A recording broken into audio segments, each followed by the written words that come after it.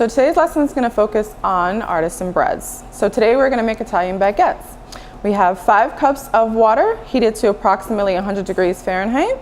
We have a half a cup of granulated sugar, 6 teaspoons of yeast, 12 cups of bread flour, 8 teaspoons of what I call a spice blend. We have a half a teaspoon of garlic powder and 3 tablespoons of kosher salt. So the first thing that I'm going to do is that I need to reactivate my dormant yeast. So I'm going to take my granulated sugar and my yeast and I'm going to add it into my water. And I'm just going to whisk it and then I'm going to let it sit until it starts to activate.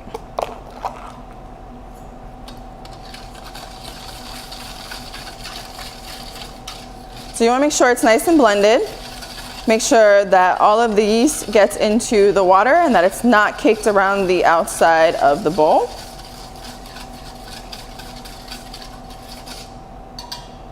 So then I'm just going to take this bowl and I'm going to sit it somewhere warm and I'm just going to let the yeast begin to activate. Okay, so continuing with our Italian breadsticks, we're going to take our yeast and water mixture and pour it into the bowl first. I'm going to make sure you get all of that in there.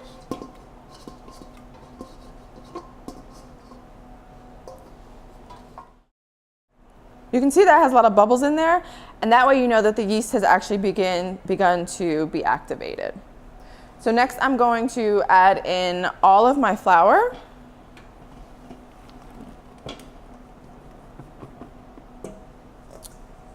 And then right on top of the flour, I'm going to add in my salt. And I'm just going to turn the mixer on, let it mix for a little bit, and then I'm going to dump in all of my seasonings. So you always want to start off kind of low, and then you want to turn the mixer up.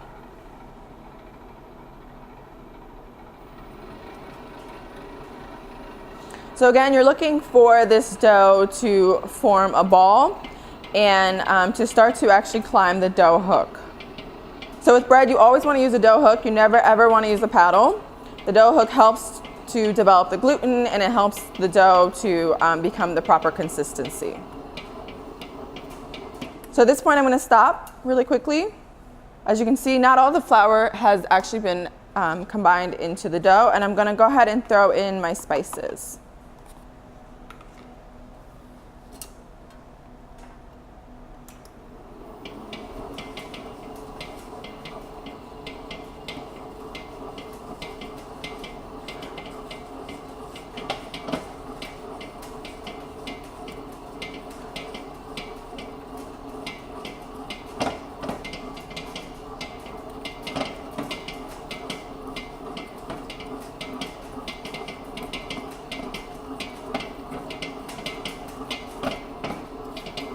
So I'm just going to stop for a moment. I just want to check my dough and make sure that it's not too sticky. If it is, you can always add in a little bit of extra flour if you need to. So as you can see, it's a little sticky, but it's not too bad. If it was all over my fingers, if I could pull it up and it was almost very stringy, then I would add in a little bit more flour. But this seems good, so I'm just going to let it keep mixing.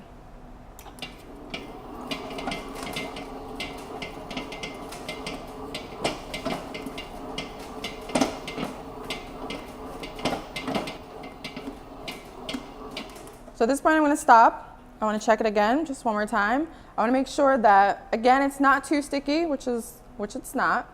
And I want to make sure that when I pull it, that it has actually started to form a dough.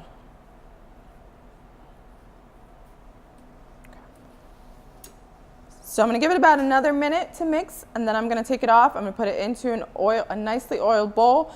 I'm going to wrap it in plastic wrap, and then I'm going to sit it somewhere warm until it doubles in size.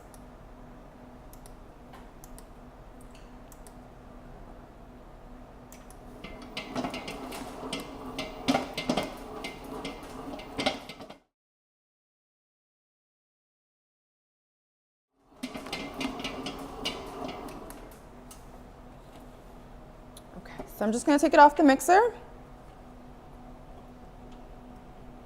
Sometimes it wraps around the dough hook, you got to pull it off.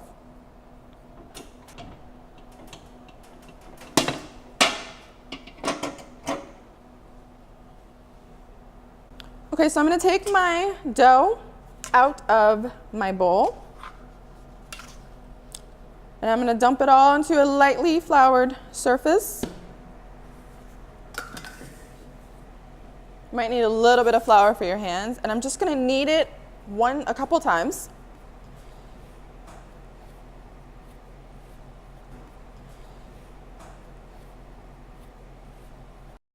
Your dough should be nice and warm. This way you know that your yeast is going to have an optimum temperature to continue to grow. So I want to make sure that the outside of my dough is nice and smooth before I put it into my oiled bowl to double in size. So having that nice smooth outer surface actually helps to keep the gases of the yeast inside of the dough, and that helps it to actually expand properly. So now I'm going to take my dough and I'm going to put it into this lightly oiled bowl. Make sure that it's large enough so that this way your dough has plenty of room to grow. So I'm going to put the top side down first, and I'm just going to give it a little bit of a spin so this way it's nice and oiled, and then I'm going to flip it over and I'm going to leave it like that. I'm going to wrap the whole thing and I'm going to sit it somewhere warm so that this way it can double in size. So I've punched the dough one time. As you can see, it has started to deflate and release some of the gases. So now I'm just going to take my dough, put it onto a lightly floured surface.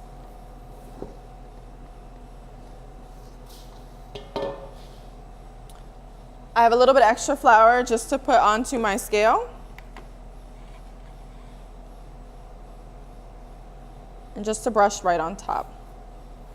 So 14-ounce pieces, I like to use what they call a dough cutter or a bench scraper.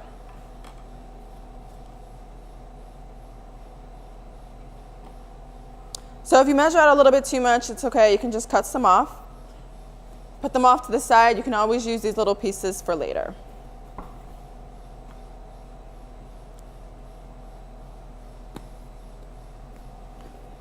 So if I'm doing a really large amount of dough, then I try to keep my pieces covered so that this way my dough doesn't actually start to dry out.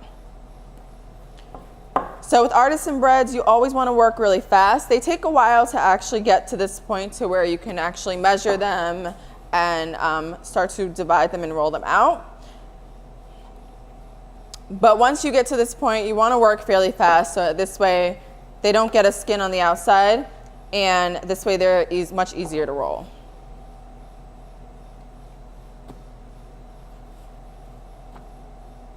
Okay, perfect. All right, so I'm going to push all of this to the side, and then I'm going to show you how we're going to shape our baguettes. Okay, so next I'm going to shape my Italian breadstick baguettes. So I've removed all the excess flour so that this way my dough can actually roll very nicely.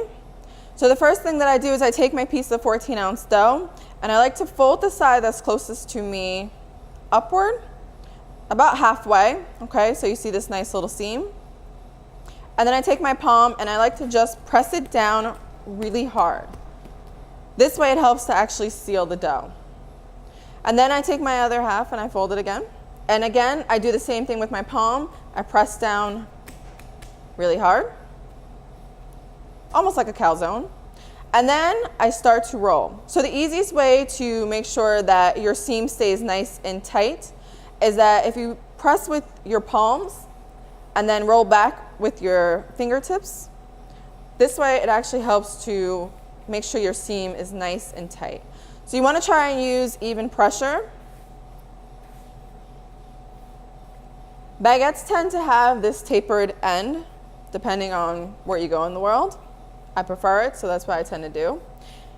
And I'm going to roll it out to about the length of my full-size sheet pan.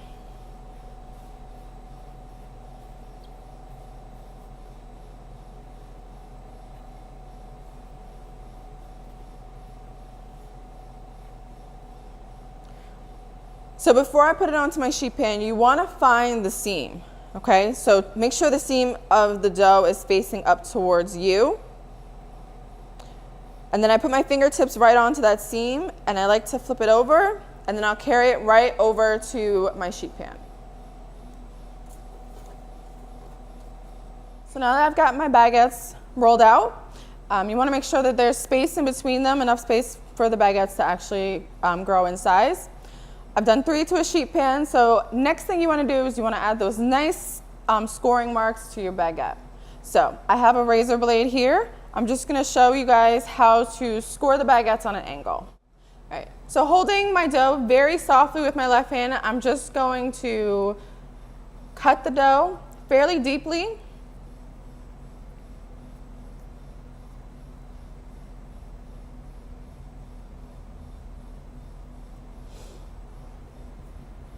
So you want to try and get, I guess it's about roughly a 45-degree angle. If I was making smaller baguettes or breadsticks, then I would just do 1 score. But with the larger ones, you want to try and do more cuts.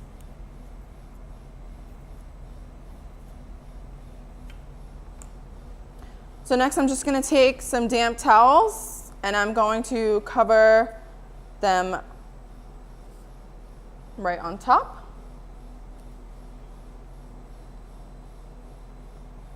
So make sure your dough is completely covered. This way, it keeps it nice and moist inside of the proof box.